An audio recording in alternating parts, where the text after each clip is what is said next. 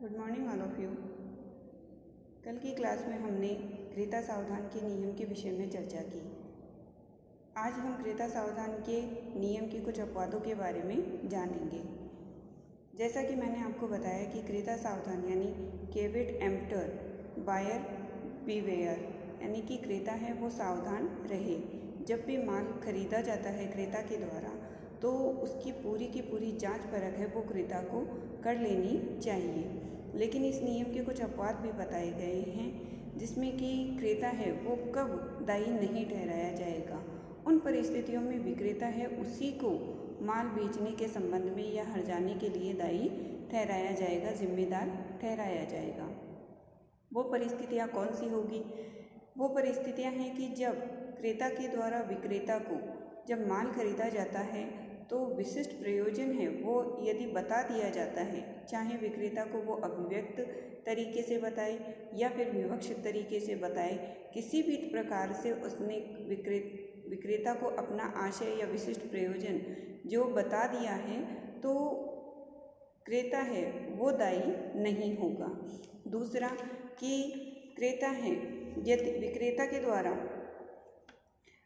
विक्रेता के कौशल पर ही क्रेता को विश्वास है या उसकी विवेक बुद्धि पर ही वो विश्वास करता है, उस परिस्थिति में भी क्रेता है वो विक्रेता को दायी ठहराया जाएगा। लेकिन इसके अंदर एक शर्त ये रहती है कि विक्रेता है वो उसी विशिष्ट प्रयोजन का या माल का व्यापार करता हो, तभी उसे दायी ठहराया जाएगा।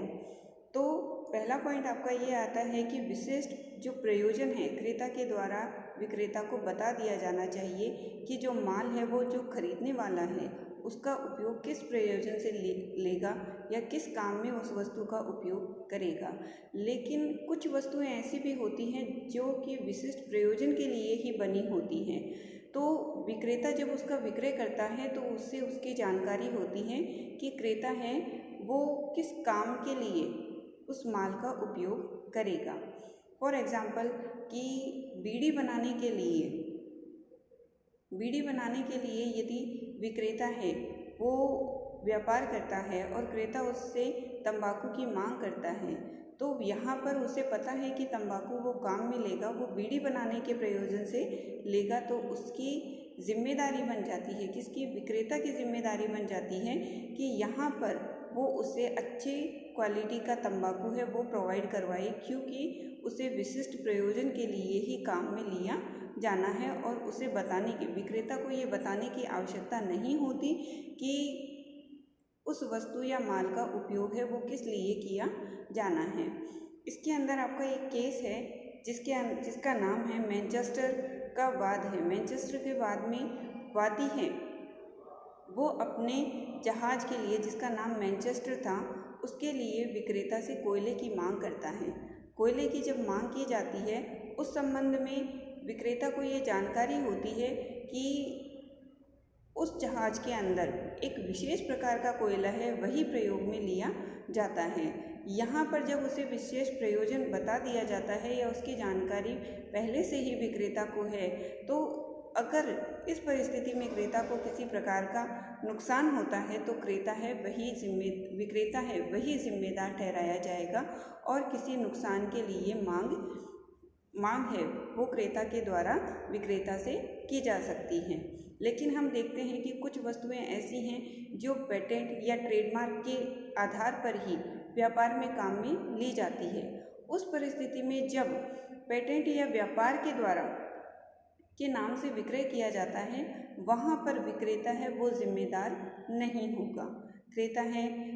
विक्रेता है वो विशेष प्रकार के या अन्य ट्रेडमार्क या व्यापार चिन्ह का प्रयोग करता है और उस माल का व्यापार करता है। वहाँ पर क्रेता है वो यदि उस ट्रेडमार्क के आधार पर ही या उस व्यापार चिन्ह के आधार पर ही माल का प्रयोग करता है, माल खरीदता है, तो उस परिस्थिति में विक्रेता को जिम्मेदार नहीं ठहराया जाएगा। अब यदि किसी भी कारण से माल खराब निकलता है तो वो पेटेंट या व्यापार चिन्ह का प्रयोग करने वाली कंपनी के ऊपर ही वाद दायर करेगा। फॉर एग्ज़ाम्पल जैसे कि एक व्यक्ति है, क्रेता है, वो सैमसंग का मोबाइल ख़रीदता है, तो उस कंडीशन में यदि किसी प्रकार से मोबाइल में कोई ख़राबी होती है तो कंपनी क्रेता है वो विक्रेता को नहीं जाके कहेगा कि मेरा मोबाइल ख़राब हो गया, वो कंपनी के ऊपर वाद संस्थित करेगा कि कंपनी है जिसने कि ख़राब मोबाइल है वो प्रोवाइड करवाया है, तो वहाँ पर उसे वाद संस्थित करने का अधिकार जो होगा वो कंपनी के ऊपर होगा। यहाँ पर विक्रेता है उसे किसी प्रकार से जिम्मेदार नहीं ठहराया जाएगा। लेकिन तीसरा पॉइंट आपका ये आता है कि वर्णन के अनुसार यदि विक्रय किया जाता है या वाणिज्यिक क्वालिटी का माल का व्यापार किया जाता है तो उस परिस्थिति में विक्रेता है उसे जिम्मेदार ठहराया जा सकता है। जैसे कि फॉर एग्ज़ाम्पल कि माल है वो वर्णन के अनुसार नहीं निकलता है, ख़राब क्वालिटी का निकलता है, तो उसके लिए विक्रेता है उससे ज़िम्मेदार बनाया जा सकता है और हर्जाने की मांग है वो की जा सकती है। इसके अंदर एक केस है आपका प्रिस्ट वर्सेस लॉस्ट का केस है, जिसके अंदर एक महिला है वो सिकताव करने के लिए गर्म पानी डालने के लिए बोतल की मांग करती है, जिसका उपयोग वो सेक करने के काम में लेने वाली होती है। जैसे ही वो उसमें गर्म पानी डालती है और सिकताव करती है, उस कंडीशन में वो बोतल फट जाती है और उसे नुकसान हो जाता है, तो यहाँ पर विक्रेता है उसे ज़िम्मेदार ठहराया जाएगा। एक केमिस्ट है उसे ज़िम्मेदार माना जाएगा। इस प्रकार से जब भी कई बार तो विशेष प्रयोजन है वो विक्रेता को बताना होता है, लेकिन कई बार है जो माल है वो विशेष क्वालिटी का होने के कारण उसे ज़िम्मेदार ठहराया जा सकता है।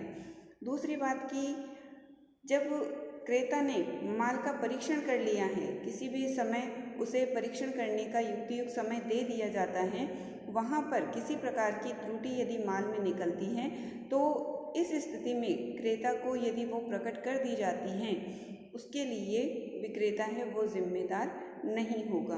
क्वालिटी या फिटनेस के आधार पर भी शर्त है वो व्यापारिक प्रथा के आधार पर विक्रेता है उसे जिम्मेदार ठहराया जाएगा, यानी क्रेता को उसके आधार पर लाभ है वो प्रदान किया जाएगा। क्यों? क्योंकि जब विशेष प्रयोजन है या किस प्रयोजन से माल का उपयोग किया जाना है, ये सारी की सारी जानकारी क्रेता के द्वारा विक्रेता को दे दी जाती है, उस परिस्थितियों में विक्रेता है वो हर्जाने के लिए जिम्मेदार ठहराया जाएगा। यदि पक्षकारों ने क्रेता ने नमूने के आधार पर माल को खरीदा है और उस क्वालिटी के आधार पर माल नहीं निकलता है, वो वस्तु नहीं मिलती है, तो उसके आधार पर भी क्रेता है वो विक्रेता के ऊपर वाद संस्थित कर सकता है और हर्जाने की मांग कर सकता है। तो इन सारी परिस्थितियों में ये क्रेता सावधान के नियम के अपवाद माने जाएंगे। अदरवाइज तो कैविट एम्प्टर है वो ये कहता है कि क्रेता है यदि वो माल खरीदता है तो माल को देख परख कर खरीदे और उस आधार पर वो उसे विक्रेता को जिम्मेदार नहीं ठहराया जाएगा, यानी क्रेता है वो स्वयं सावधान रहे। लेकिन इसके अपवाद हैं। अपवाद क्या? विशेष प्रयोजन हो गया, माल है वो पेटेंट या व्यापार चिन्ह के आधार पर खरीदा जाता है, वर्णन के अनुसार वाणिज्यिक क्वालिटी के आधार पर माल को खरीदा जाता है, या कोई प्रथा है उसके आधार पर, फिटनेस के आधार पर या नमूने के आधार पर माल खरीदा जाता है और क्रेता को पर्याप्त समय दिया गया है कि वो माल को अच्छे से जांच परख कर ले, तो इन सभी आधारों पर है वो विक्रेता है उन्हें जिम्मेदार ठहराया जा सकता है। क्रेता है वो किसी प्रकार से दायी नहीं होगा। हर्जाने की मांग है वो विक्रेता से की जा सकती है। तो आई होप कि आप आज की क्लास में आपको ये अपवाद अच्छे से समझ में आए होंगे। अगर कोई भी बात अगर नहीं समझ में आती है तो कमेंट बॉक्स में आप लिखकर पूछ सकते हैं। Thank you.